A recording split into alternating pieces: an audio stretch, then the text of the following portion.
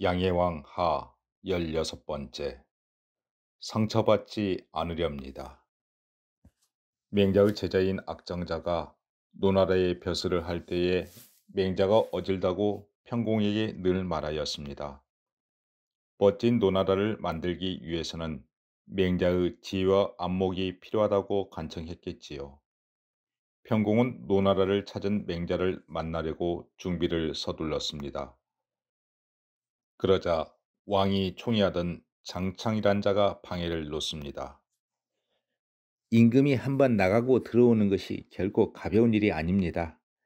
전일에 임금이 나가시면 반드시 유사에게 가시는 것을 명하였었는데 이제 수레가 떠나려고 멍에를 갖추었는데도 유사가 가는 것을 알지 못하니 어디로 가시는지 알고 싶습니다.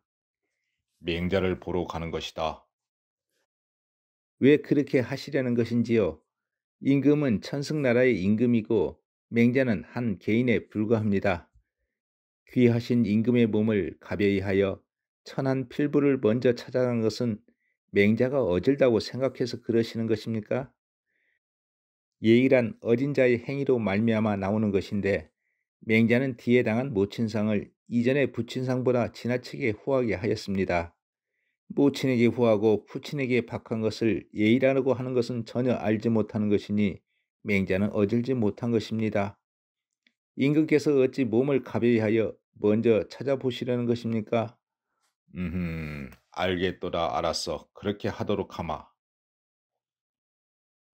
맹자 교육을 위해 3번이나 집을 옮겼다는 맹모 삼천지기로 잘 알려진 맹자 어머니의 이야기는 익숙해도 그의 아버지에 관해서는 그다지 알려져 있지 않습니다. 또한 맹자 어머니가 그러했듯 자녀에게 스스로가 모범을 보이는 교육 방법이 맹자보다도 오히려 더 이야기거리가 되기도 합니다. 그런 맹자인지라 모친상에 더 신경을 썼을 것이라 짐작할 법도 합니다. 그러나 과연 그러했을까요?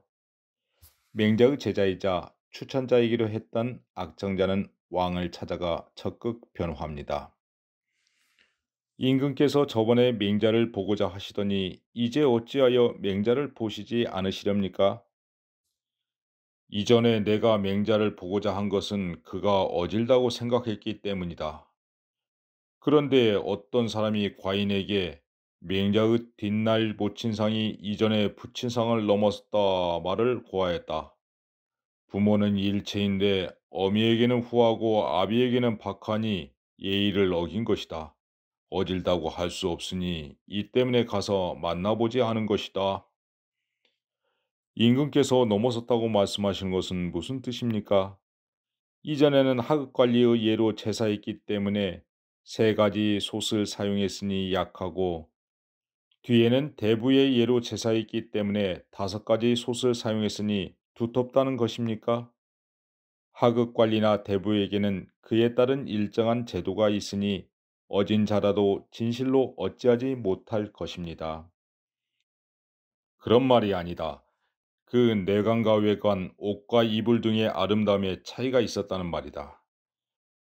장래는 사람마다 극진히 할 것이고 하급 관리와 대부를 가릴 것이 아니지만 맹자는 뒷장래 때 치른 아름다움이 앞 장래를 넘어섰으니 문제라 할 수 있다. 아닙니다, 아닙니다. 모친상을 부친상보다 더했다고 해서는 안 될 것입니다. 부친상을 당했을 때는 하급 관리로 가난해서 재물이 없었고 모친상을 당했을 때는 대부가 되어 부유했으니 그에 따라 여유 있게 모신 것입니다. 장래 도구의 화려함 여부는 집의 경제에 맞게 하니 이것이 다 마땅한 예의입니다. 어진 자가 아니면 그 마땅함을 얻지 못했을 것이니 임금께서는 어찌 의심하시는 것입니까?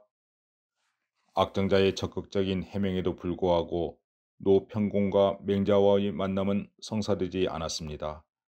그는 저간의 상황을 맹자께 알리면서 안타깝게 생각했겠죠. 제가 전에 선생님의 어진 것을 임금께 고하여 임금이 선생님을 만나고자 오시려 하였습니다. 그런데 임금이 총애하는 장창이란 자가 선생님을 비방하면서 임금을 막으니 이 때문에 끝내 오시지 않으신 것입니다. 소인의 해로움이 바로 이와 같습니다. 괜찮다. 수고 많았다. 임금을 만나서 도를 행하며 누군가 도와주어 그렇게 할 수 있도록 하는 자도 있으며, 혹은 어떤 사람이 막아서 만나지도 못하고 그치게 하는 경우도 있다. 그러나 사람이 도와주거나 방해하는 것은 실로 사람이 하는 것이 아니라 하늘이 그렇게 하도록 하는 것이다. 이제 내가 노나라 임금을 만나서 우리의 도를 행하지 못하는 것은 운수가 쇠하여 하늘이 천하를 다스리고자 하지 않기 때문이다. 저 장씨의 아들은 임금이 총애하는 한 사람에 불과하니 어찌 나로 하여금 임금을 만나지 못하게 할 수 있겠는가? 나와 그대는 이것을 편하게 여겨야 할 뿐이니 장창에게 또 무엇을 탓할 것인가? 맹자는 자신이 노나라 임금을 만나지 못하는 것을 다소 운명으로 돌리는 듯 합니다. 천명이 그렇게 하는 것이요 인력으로 막을 수 있는 것이 아니다는 그의 담담한 말 속에는 인간사회에 휘둘리지 않으려는, 아니 웬만해선 상처 입지 않으려는 자존심마저 느껴집니다. 상처받지 않으렵니다. 그것이 내가 받아들여야 될 내 삶의 무게이니까요.